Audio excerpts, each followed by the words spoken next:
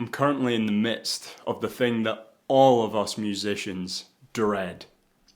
This is like the Grim Reaper for musicians. Right now, when I try and pick up my guitar, it really feels like I'm climbing a mountain. Like I've got this humongous obstacle to overcome. And all I really need to do is pick up a bit of wood with some strings attached to it and move my fingers. Doesn't sound that difficult, but I'm sure you can relate that sometimes it really is just such a challenge. I'm currently recording an album right now, and my creative output for the first 2 weeks of the year were amazing, and now it's plummeted, and I'm just in a bit of a creative slump and dry spell. So this video is just to show you how I'm currently getting out of my creative slump and focusing on output. The main thing I want to stress is building the habit back from zero, from ground up. This is how we need to do it.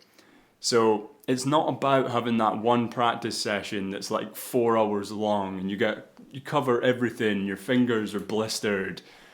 It's about even just half an hour. So what do you think is the best approach? Should I practice for 4 hours today or only one? The obvious choice is, the more the better, right? So do 4 hours today. And then the next day, you've done so much that it's going to be easy to get back into it. But this is not how it works. It just isn't.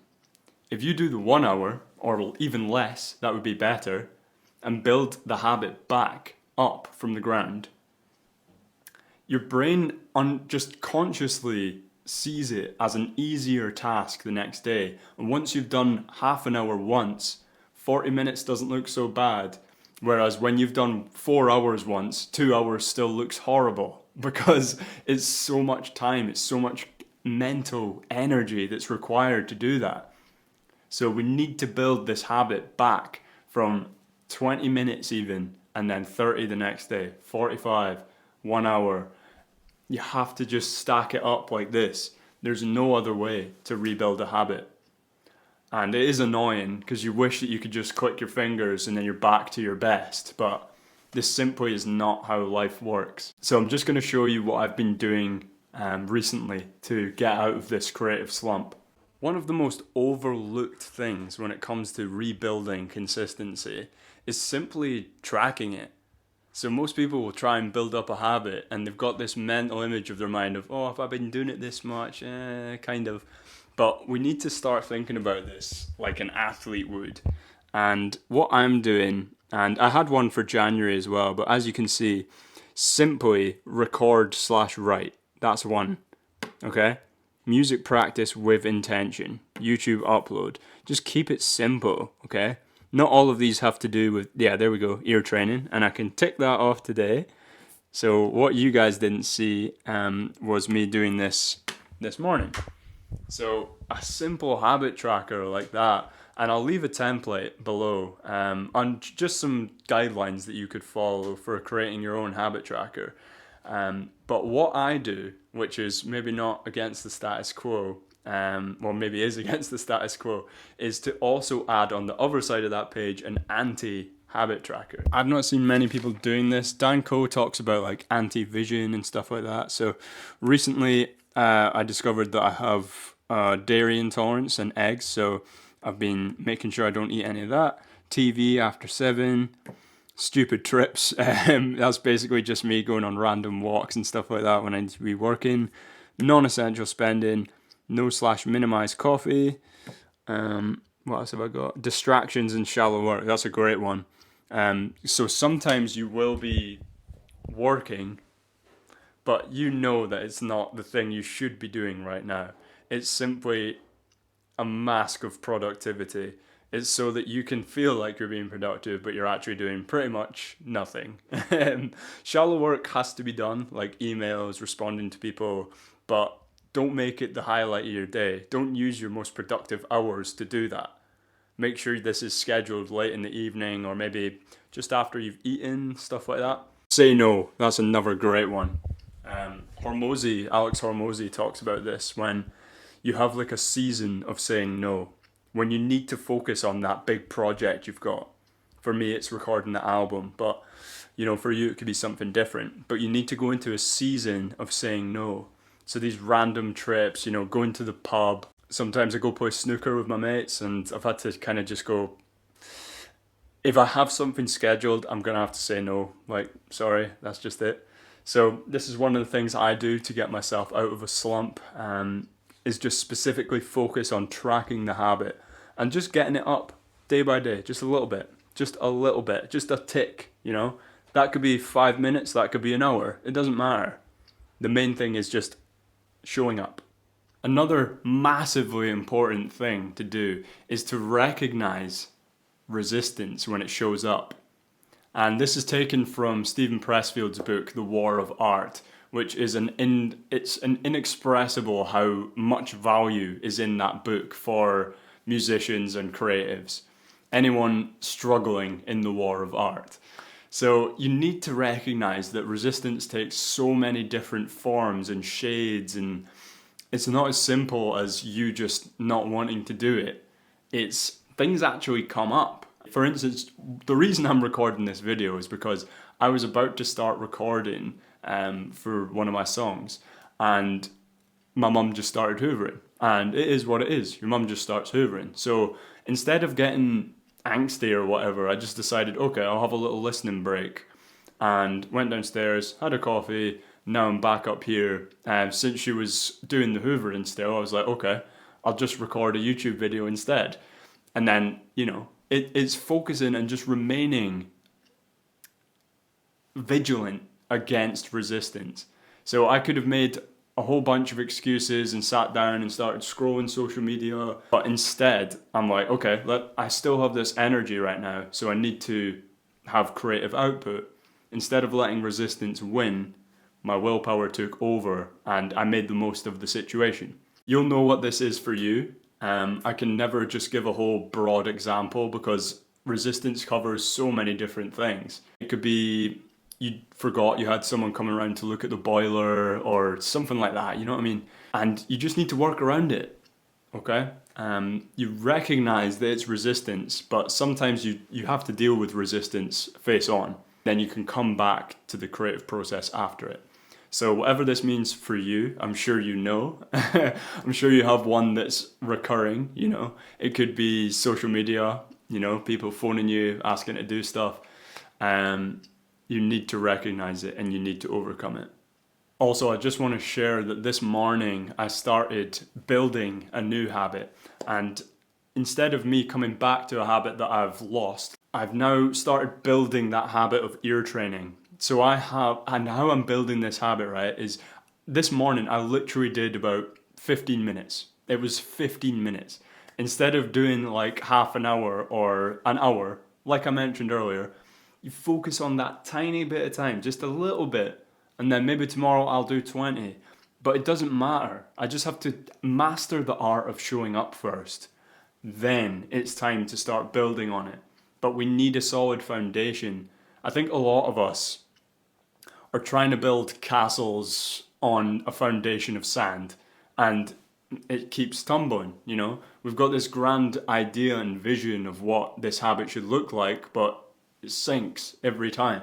We need to build a solid foundation of concrete, you know, literal concrete, steel, and then now it's time to build the castle and build the habit, the dream habit. But we can't do this in a short period of time. It's just like diet, it's just like building a strong body. This shit takes time. It just does. I hope this video can just, I don't know, maybe smash some limiting beliefs and just offer a way for you to build a habit, you know? Just focus on the small things, day after day, you'll get there. Getting out of a creative rut can also look like, instead of doing that big, huge thing that you've had planned, for instance, for me it's the album, I'm now just gonna refocus, and then maybe instead of recording a song for the album, I'll just do a simple cover, like Blackbird by the Beatles, which is just vocals and guitar, you know? And all I'd have to do is one take, get the camera, and then just record the song, you know, get it good. But doing that is now building the habit in a much easier way. instead of doing it in, you're trying to kill the highest boss at the start of the game. And it's like, nah, that's not how it works. You've got to build up your levels, start killing some level 1 chickens, as Hamza would say. And, eventually you're onto the goblins, and now you're killing zombies, and now it's dragons. And then you get to the big ogre at the end of the game. But you can't start trying to attack the ogre at the start of the game because you'll just get destroyed. So think about it in that way as well. Now, a few other things you might not have thought of. Make sure that you're not succumbing to comparisons to others. You need to have the courage to just be you. To not care what so-and-so, how much he practiced, how old Jimi Hendrix was when he became a guitar god. This stuff really takes away from your experience with music and creating art. You have to just nip it in the bud right there and just say, it's completely different circumstances. I am not them, so how can I act like them? They don't have your past. They don't have your current situation. They don't have your brain. They don't have your heart. There's a lot more to this. Music and creating art is not a race. And you have to make sure and just keep reminding yourself, this is an infinite game. We're artists, It's not for the sake of competing with others. It's for the sake of bettering humanity at the end of the day. I hope you're doing that as an artist, because the main goal should be on furthering our understanding of ourselves rather than just creating a song for the sake of it, or creating a song for the sake of popularity, making it in a simple manner which actually demeans the art. And there's a lot of this with pop music right now. It's all on the same topic. It basically just is like, I like it, I like it like that, blah, blah, blah, blah, and whatever, It's all sexual, and music's lost its heart. And this channel is dedicated to bringing back music and making sure that it's still got that core, Music and art has a responsibility to actually further our consciousness and further our understanding of ourselves, to deepen our emotional connection with ourselves. And it allows us to form circles of friends and stuff like that, and we all discuss music. We all like the Beatles, or we all like so-and-so, maybe it's metronomy, maybe it's electronic music, hopefully you're not going out and taking drugs though. Music should be a social occasion. Music should be something you talk about on a deep level, not just, oh, what a banger, man. It's like, nah, what does it mean to you, bro? What does it mean to you? And this is not what I wanted to get on the topic of, but I just want to stress the fact that this channel is dedicated to bringing back music and just showing that the power's with us, and it's on us to bring it back, We can't fight the music industry and the degradation of music and society without coming together, without us, the 99%, attacking the 1%. And, that's it. This is how we change it for the better and get back to those days of the 60s and the 70s. I'm not saying they were perfect or whatever, and I definitely have a bit of a bias towards it, but the music was about something else back then, and now it really isn't. The grand majority isn't. But there's a lot of young artists and, currently established artists who are preaching it, and, like Nick Caves and your underground artists, people who might just play in your local town. These are the people that you should be looking up to, not your Billie Eyelashes and your Dua Lipas, Ed Sheeran's, because Ed Sheeran's alright, he's got a nice story, but the music they make now is basically garbage, all these massive artists. Not all of it, but the grand majority of the music you'll hear on the radio nowadays is just filth. So we can be the ones who change this. I wasn't expecting to go on this tangent. I'm going to leave it in the video. Fuck it. If anyone made it this far, thank you. If you want to join a community of like-minded musicians and individuals just on the path of self-development, please join the Discord below.